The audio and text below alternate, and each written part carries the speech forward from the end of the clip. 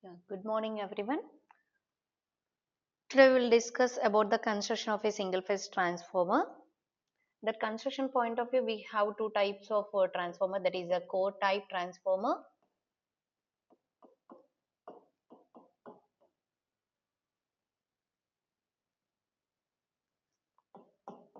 shell type transformer.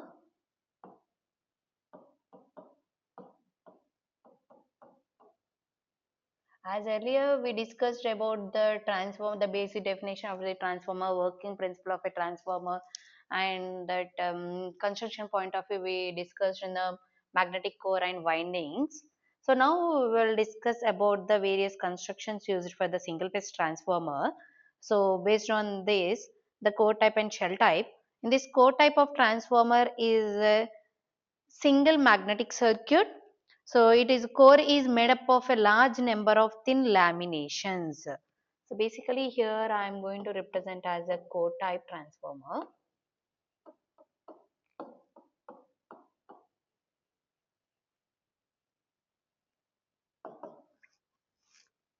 So in this core type transformer, already we know that the transformer, the windings are wound on the limb,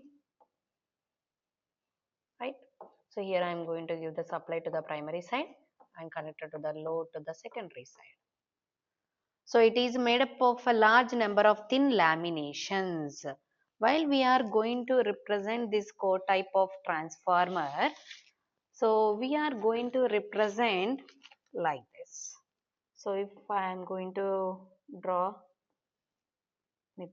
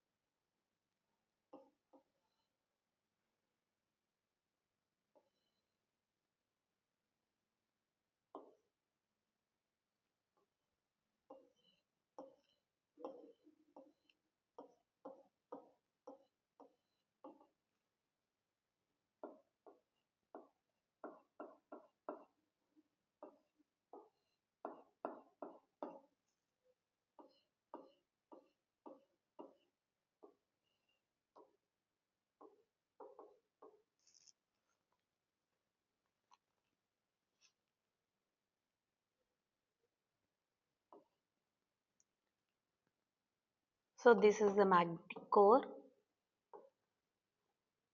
So laminated magnetic core already we discussed, right?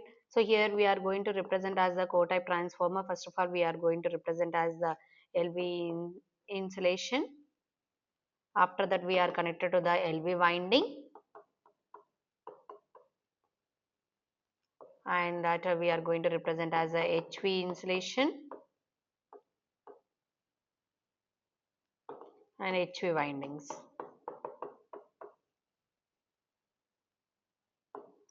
So this core is made up of a large number of thin laminations. As the windings are uniformly distributed over the two limbs, the nature cooling is more effective.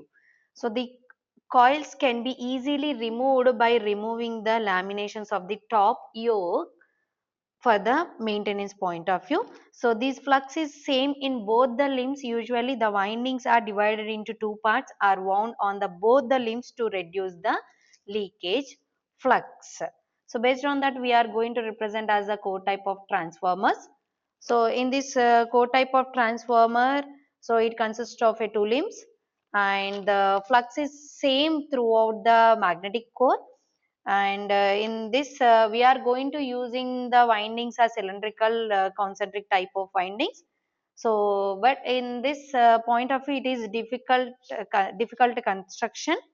So this particular core type of transformer is preferred for the low voltage transformers. Used for low voltage transformers, we are going to use for the core type of transformers. So these coils can be easily removed from the maintenance point of view. So the particular core type of transformer, we are going to use it. So now coming to the shell type of transformer. Now coming to the shell type of a transformer.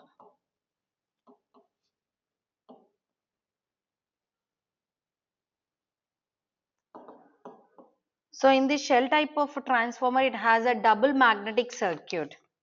Is double magnetic circuit. The core has three limbs.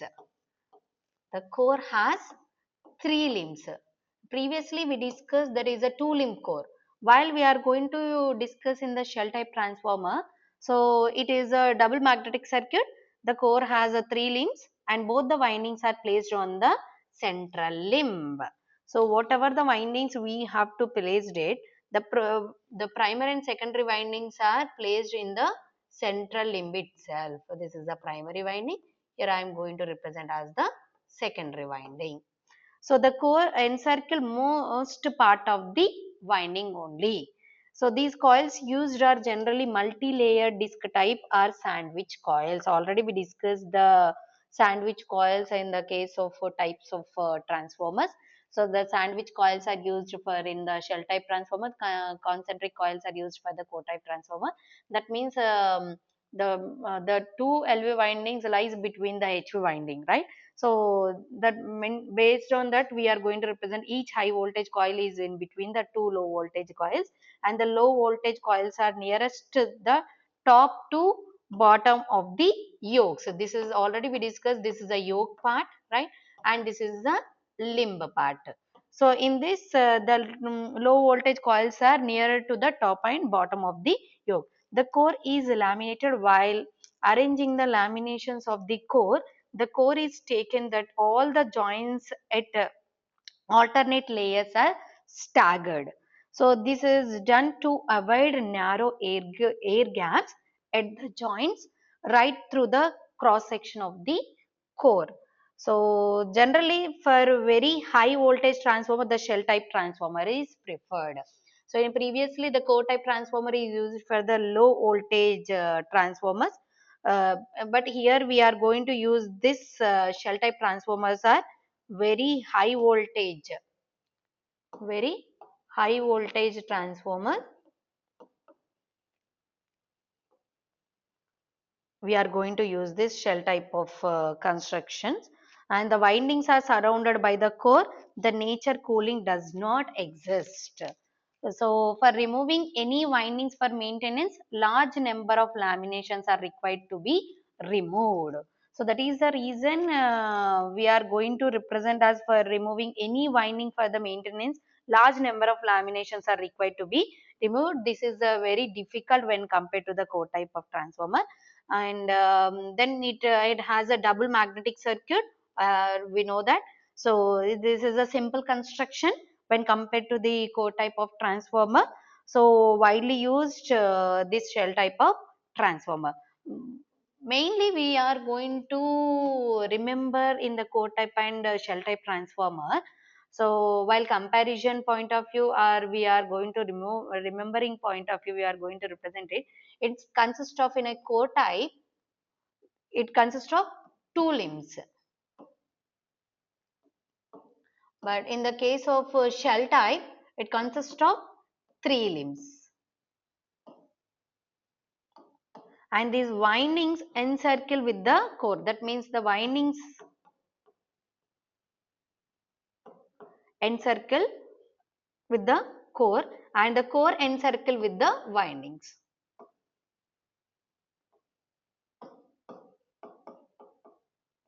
The windings encircle with the core.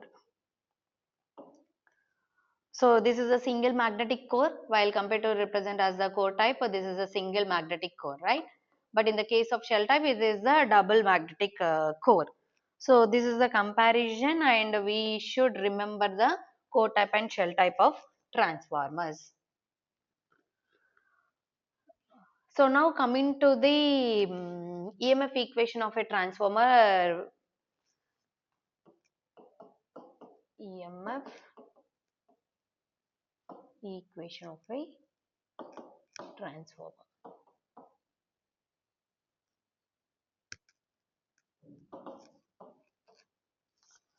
So when the primary winding is excited by an alternating voltage V1, it circulates alternating current, produces the alternating flux.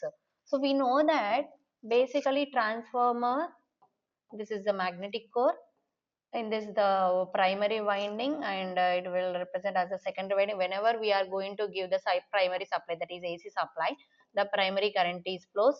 For example, here I am going to represent the primary V1. The number of turns in the primary side is N1. The current is passing through the primary winding, that is current I1.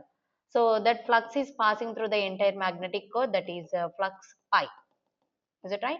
So based on that, whenever we are connected to the load, then the EMF will be induced as here I am going to represent as a secondary. We are connected the load to one of the winding, that we are call it as a secondary, that is N2 number of turns. Here we are going to represent as the current I2.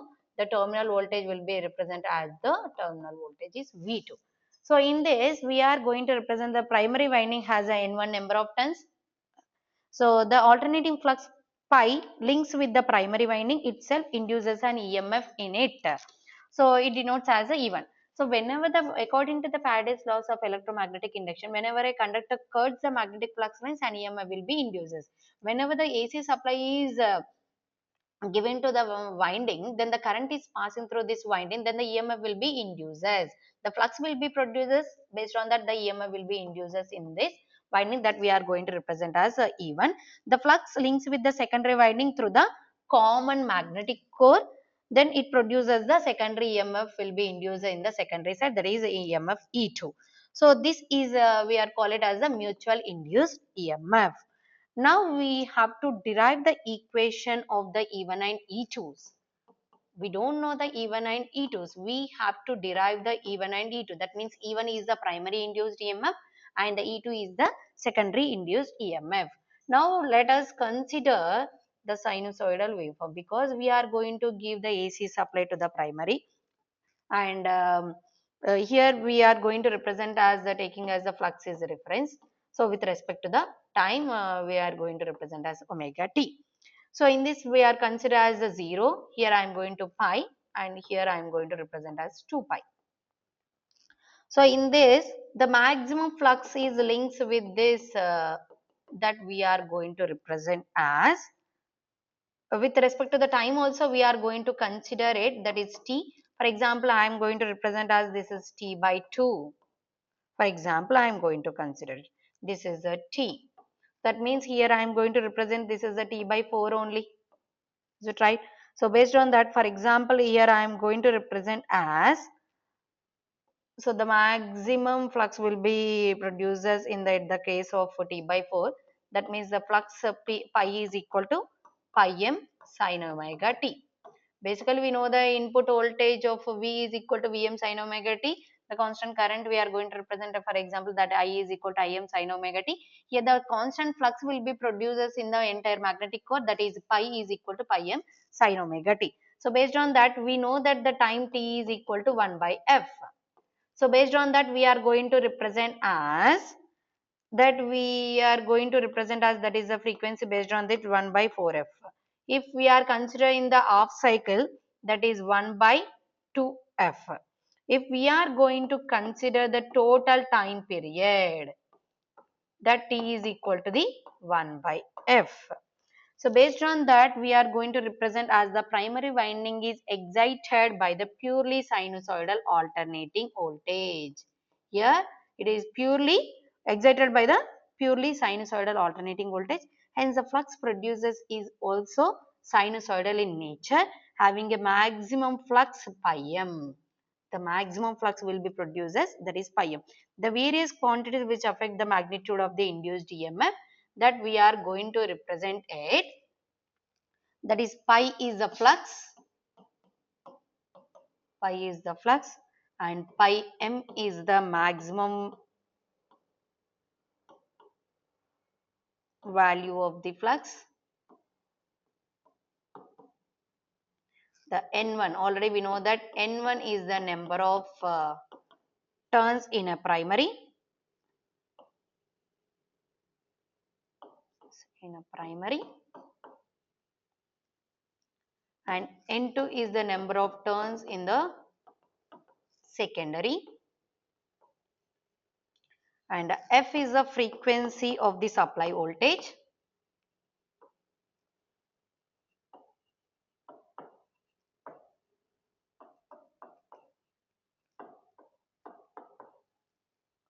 And E1 is the RMS value of the primary induced EMF, because here we are going to give the AC supply. Always we should represent in the RMS value only, the RMS value of the primary induced EMF. And E2 is the RMS value of the secondary induced EMF. So, according to the Faraday's laws of electromagnetic induction, the average EMF induced in each turn is proportional to the average rate of change of flux. Here we are going to represent as the average EMF per turn. First of all, we should calculate the E1 and E2s in RMS values. Before that, we are calculating the average EMF per turn. Turn is equal to the average rate of change of flux.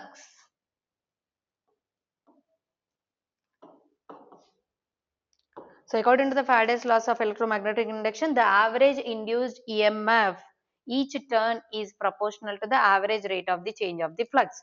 So, based on that, we are going to represent as average EMF per turn is equal to the average rate of change of the flux. The average EMF per turn is equal to the the rate of change of the flux linkages, that means that is d pi by dt. The d pi by dt is equal to the change in flux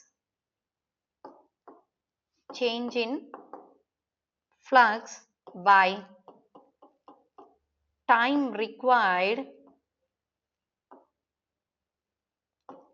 for change in flux.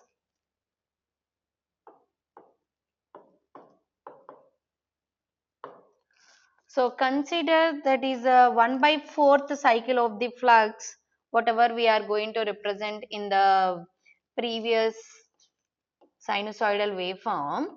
So, this is the 1/4th time period, right? So, the change in the flux from 0 to pi m, this is 0, the maximum flux will be produced as, that is pi m. So, based on that, we are going to represent as d pi by dt. The d pi by dt is equal to the pi m minus 0 by the dt is 1 by 4f, as dt for the 1/4th time period is 1 by 4f. So, because we know that t is equal to 1 by f. So, we are going to consider as t by 4, right. So, based on that, we are going to represent as 1 by 4f. So, that we need to consider. So, based on that, d pi by dt is equal to the d pi by dt is equal to the, that is 4f pi m. The units are Weber per seconds. So, the average EMF per turn is equal, now tell me the average EMF per turn is equal to the 4f pi m, that the units are volts, because the average per turn is equal to the average change of the flux only, that is d pi by dt, that is equal to the average EMF per turn, that is equal to 4f pi m volts. So, as pi is sinusoidal, the induced EMF in each turn of the both the windings is also sinusoidal in nature. The primary side also sinusoidal, we will give the sinusoidal, then the secondary side also we get the sinusoidal in nature. For the sinusoidal quantity, based on the form factor is equal to the, that is RMS value by average value. So already we know we should write in the RMS value in the induced EMF, or we calculate the average value per turn, and we know the form factor value is equal to the 1.11, that is equal to the RMS value by average value. So based on that we have to write the RMS value is equal to the, now we should write the RMS value is equal to the 1.11 into average value. So therefore we are going to represent as the RMS value of induced EMF per turn. Here we are calculating the average value per turn only. So that's what we are going to represent as RMS value of induced EMF per turn is equal to the 1.11 into 4 into F pi m. That we are to represent as 4.44 F pi m. So this is the value we are going to represent as RMS value of induced EMF per turn only. But we are going to represent as, so basically we have a n1 number of turns in a primary and n2 number of turns in a secondary. So based on that we are going to represent as there are n1 number of turns in a primary, then the RMS value of induced EMF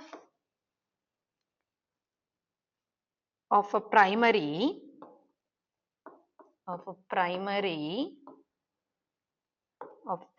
that is E1 is equal to the n1 number of turns into the RMS value of the induced EMF per turn, that is 4.44 F pi m. So based on that we are going to represent as E1 is equal to the 4.44 F pi m into n1. This is the induced EMF of a primary side. In a similar manner we are going to represent as the secondary induced EMF per turn, that is the secondary side, that is RMS values of the induced EMF of secondary, that is E2 is equal to the N2 into 4.44 F pi m. So based on that we can write that is 4.44 F pi m into N2.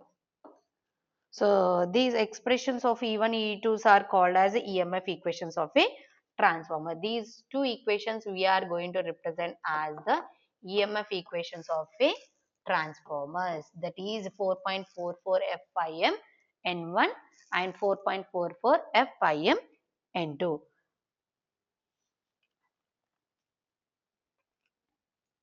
So this is all about the EMF equation of a transformer.